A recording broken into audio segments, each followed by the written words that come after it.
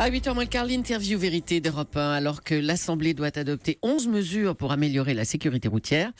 Thomas, vous recevez ce matin Michel Chevalet. On le connaît tous, Michel Chevalet, Monsieur Espace, Monsieur Science, la passion incarnée. Mais il a aussi vécu un drame intime, un drame lié à la route. Bonjour Michel Chevalet. Bonjour. Ce matin, si vous venez nous parler de sécurité routière, c'est à cause de votre fils Fabrice. C'était il y a 15 ans maintenant. Que lui est-il arrivé à Fabrice ? Il était victime, disons, de la bêtise humaine et des conducteurs. Schématiquement, il rentrait du travail, accident du travail, c'est important pour la suite. Et il était dans sa petite camionnette parce qu'il était dans la restauration. Il suivait un camion sur l'autoroute A4, des travaux sur l'autoroute A4, bien balisés, signalés, ralentissement, le coup classique.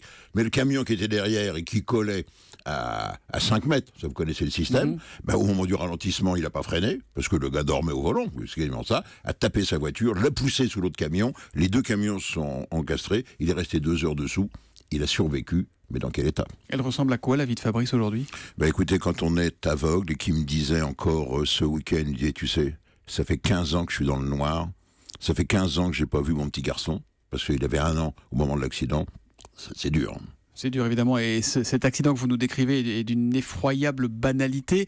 Ce qui vous est arrivé à lui, à vous, à sa famille. Et pourtant, quand on conduit, Michel Chevalet, on est tous pareils. On se dit que ça peut pas nous arriver à nous, que c'est pas un petit texto qui va nous tuer. Absolument. C'est ça le problème. Je crois qu'il faut que les gens comprennent, bonne fois pour toutes, que la voiture, c'est quelque chose de formidable, de merveilleux. Okay, mais qu'on a entre les mains un instrument qui est capable de tuer. Ou de faire de très graves victimes, parce qu'on oublie les infirmes à vie. Si vous voulez, le problème, c'est que conduire, je dirais, c'est un acte complexe. Pourquoi ? Parce qu'on demande, quand on roule à 108 à l'heure, ça fait 30 mètres secondes, c'est pour arrondir.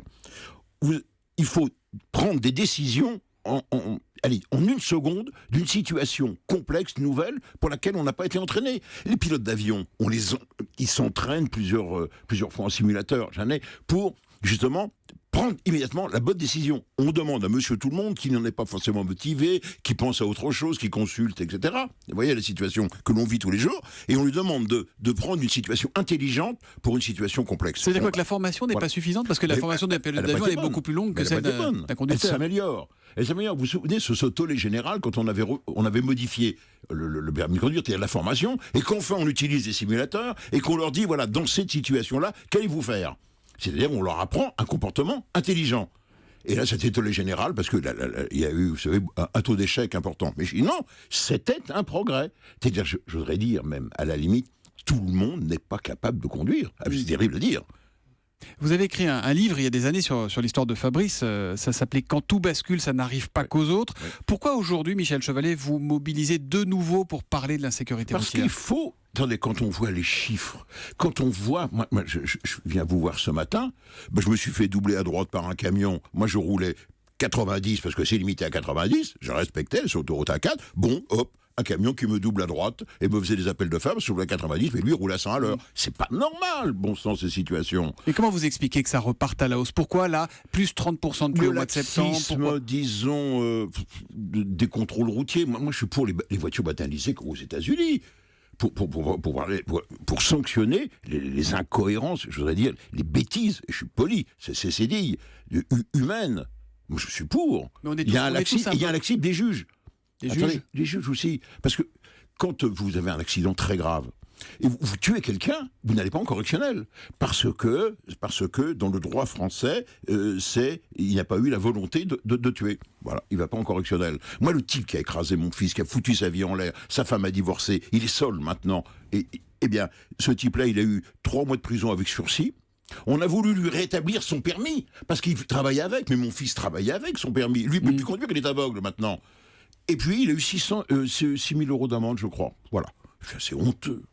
Après, le type au tribunal n'a pas eu un regard pour mon fils, pour la catastrophe qu'il a produite. On est tous un peu schizophrènes en voiture. C'est vrai qu'on a peur des accidents, on se dit un peu ça n'arrive qu'aux autres, ce qui n'est pas la réalité.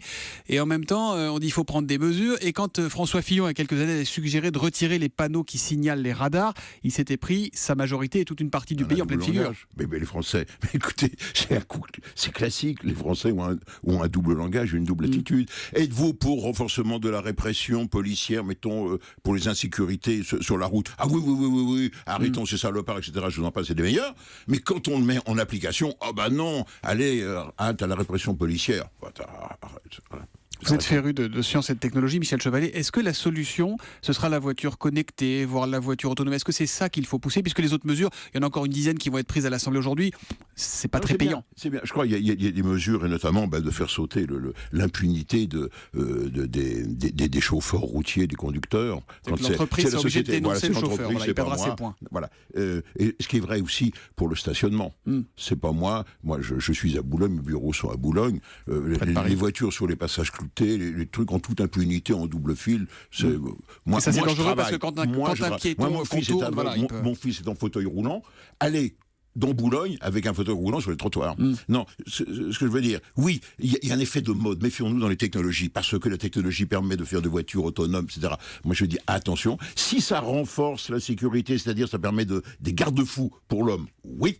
Mais attention, ça va faire baisser la vigilance. Et quand il va falloir, en temps réel, prendre les décisions à la place de l'automatisme, le type ne sera pas capable de le faire.